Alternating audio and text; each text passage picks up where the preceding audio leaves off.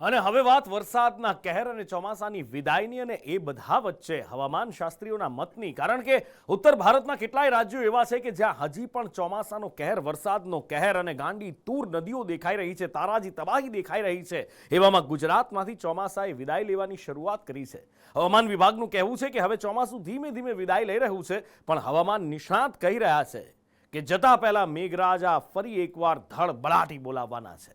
ઉત્તર ભારતમાં આફતના વરસાદથી નદીઓ ગાંડી તૂર બની છે. નદીઓમાં એવા ઘોડાપૂર આવ્યા છે કે નદીઓ કાંઠા તોડી ગામો અને શહેરોમાં ઘૂસી ગઈ છે. ઉત્તર પ્રદેશમાં ગંગા અને યમુનાના પાણી ઘાટ પર ફરી વળ્યા છે. પાણીનું સ્તર હવે ધીમે ધીમે ઘટતા લોકોને થોડી રાહતનો અનુભવ થઈ રહ્યો છે, પણ જોખમ હજી સંપૂર્ણ રીતે ટળ્યું નથી. એક બાજુ ઉત્તર ભારતમાં આકાશી આફત તોળાઈ રહી છે, તો બીજી બાજુ ગુજરાતમાંથી ચોમાસું ધીમે ધીમે વિદાય લઈ રહ્યું છે. હવામાન વિભાગનું કહેવું છે કે હવે રાજ્યમાંથી ચોમાસાએ વિદાય લેવાની શરૂઆત કરી દીધી છે. આવનારા સમયમાં રાજ્યમાં સામાન્ય ઝાપટા પડી શકે છે. ભારે વરસાદની કોઈ શક્યતા નથી.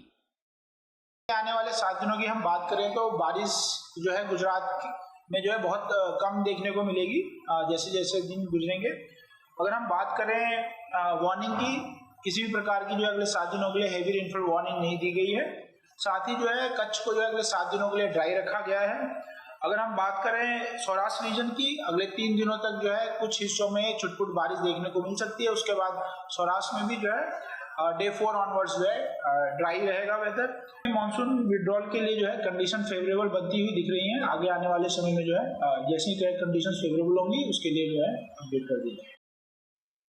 પણ હવામાન નિષ્ણાત પરેશ ગોસ્વામીનું કહેવું છે કે મોન્સૂન બ્રેક ચાલી રહ્યો છે, એટલે કે મેઘરાજા એક નાનકડા બ્રેક પર ગયા છે.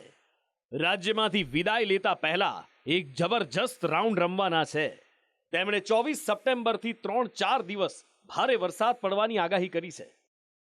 એટલે એક મજબૂત સિસ્ટમ ગુજરાત ઉપરથી પસાર થવાની છે અને એ સિસ્ટમ છે એ લગભગ 24 સપ્ટેમ્બર આસપાસ પસાર થાય તેવી શક્યતાઓ છે. એટલે 24 સપ્ટેમ્બરમાં કદાચ 24 થી 36 કલાક આગળ પાછળ થઈ શકે. 24 અથવા તો 25 થી રાજ્યની અંદર વરસાદની શરૂઆત થશે. એ જે વરસાદની શરૂઆત હશે એ લગભગ 3 થી 4 દિવસનો વરસાદી રાઉન્ડ હશે અને એ રાઉન્ડની અંદર 2 થી લઈ અને 4 ઇંચ સુધીના રાજ્યના અલગ અલગ વિસ્તારોમાં વરસાદ નોંધાય તેવી શક્યતાઓ છે.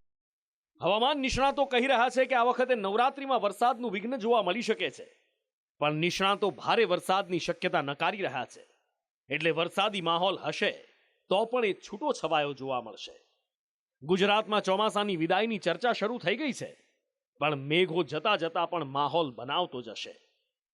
બ્યુરો રિપોર્ટ, સંદેશ ન્યૂઝ.